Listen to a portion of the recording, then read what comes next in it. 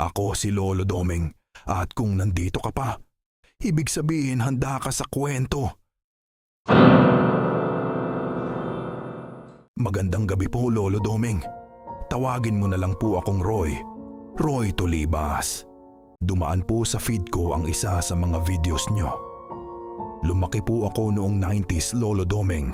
At dahil sa channel nyo ay naalala ko ang isa sa mga inaabangan namin sa TV ng ate ko.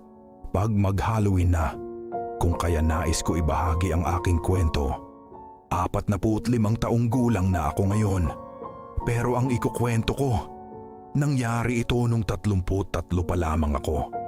Edad na dapat matibay na ang loob. Pero dun ko napatunayang may mga bagay pa rin kayang gumiba ng tapang ng tao. Bunso ako sa 2 magkapatid.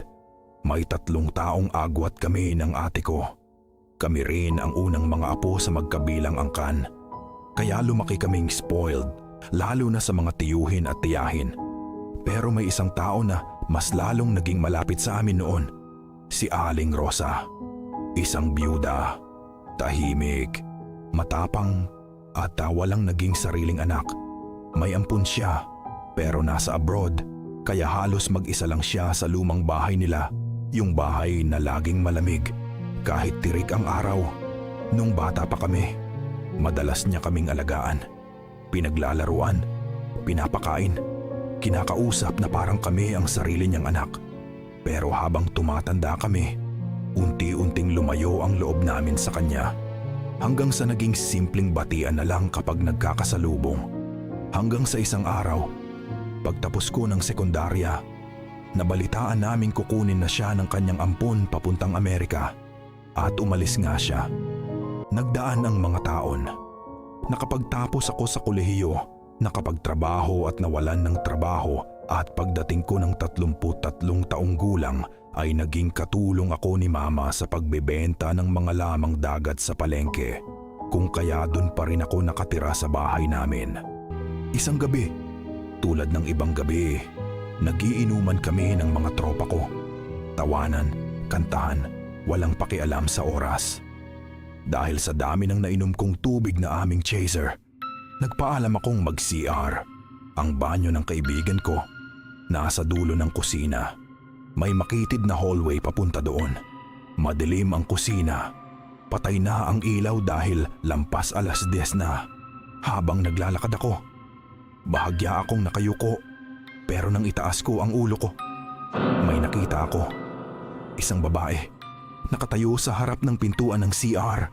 Hindi siya gumagalaw, hindi rin siya nagsasalita. Pero alam kong hindi siya buhay. Nagtayuan ang balahibo ko. Parang may malamig na kamay na humawak sa buong katawan ko. Hindi ko na tinangkang lumapit. Dahan-dahan akong umatras. Saka ako tumakbo palabas. Sa labas na lang ako iihi, sabi ko sa mga tropa ko. Pilit tinatago ang takot. Pagbalik ko, ikinuwento ko ang nakita ko. Pero dahil lasing na ang lahat, nauwi lang sa kwentuhan ng kanya-kanyang kababalaghan. Pero ako, hindi ako matahimik. Hindi nawala sa isip ko ang mukha ng babaeng iyon. Makalipas ang ilang araw, pauwi ako isang gabi. Medyo nakainom na naman. Napatingin ako sa bahay ni Aling Rosa. Bukas ang ilaw at may nakita ako. Si Aling Rosa. Kausap ang katiwala ng bahay. Hindi ko na pinansin. Inisip ko, baka umuwi na siya. Pero kinabukasan, ikinuwento ko kay Mama. Nagulat siya. Anong sinasabi mo? Walang umuwi doon kahapon. Akala ko nagbibiro siya. Pero nang tanghali ring iyon, nakausap namin ang katiwala at doon tuluyang nanlamig ang buo kong katawan. Wala pa pong umuuwi. Sa susunod na taon pa daw po ang balik nila. Kinagabihan, mag-isa akong nakaupo sa sala. Naggigitara, kumakanta ng mahina. Tahimik ang buong bahay. Biglang kumurap ang ilaw sa poste sa labas. 1 beses, 2 beses, hanggang sa tuluyang namatay ang ilaw sa loob ng bahay. At sa dilim, nakita ko siya ulit. Yung babaeng nakita ko sa CR. Mas malinaw na ngayon. Nakasuot ng lumang damit. Parang mula pa sa dekada 60. Doon ako tuluyang nanigas. Hindi ako makagalaw, hindi ako makasigaw. Parang may humigpit sa buong katawan ko habang nakatitig ako sa kanya. Dahil malinaw ang mukha nito. Pamilyar. Pero hindi ko makilala. Parang isang dalaga noong dekada 60 na nakatingin lang siya sa akin. Tahimik. Parang may gustong sabihin. Pero hindi niya magawa. Hindi ko alam kung gaano katagal iyon. Pero para sa akin, parang walang katapusan. Hanggang sa bumalik ang ilaw at nawala siya. Tumakbo ako pubuo papunta sa kwarto nila mama. Nagising sila. Nawalan ng kuryente, sabi ko. Sandali lang naman, sagot nila. Hindi ko na ikinuwento dahil alam kong hindi sila maniniwala. Kinabukasan, bago umalis ang ate ko, tinawag niya kami ni mama. May pinakita siyang post sa cellphone. Galing sa ampon ni Aling Rosa. Isang larawan, isang lumang litrato.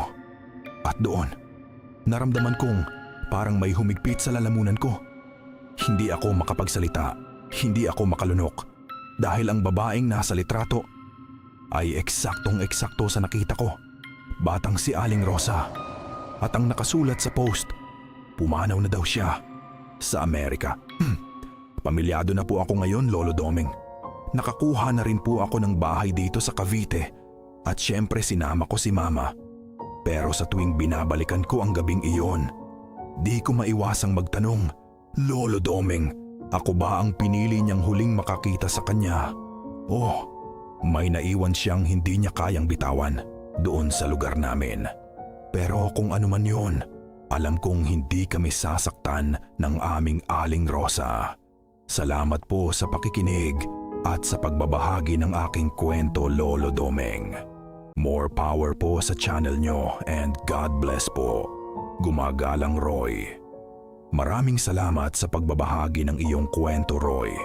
Hindi man tayo magkakilala ng personal, naniniwala ako na kaya nagpakita sa iyo si Aling Rosa ay dahil isa ka sa mga taong may mabuting alaala at pagmamahal na nais niyang baunin sa kabilang buhay. Naway patuloy kayong gabayan at pagpalain ng Diyos. Ikaw at ang iyong pamilya. God bless sa inyo, Apo.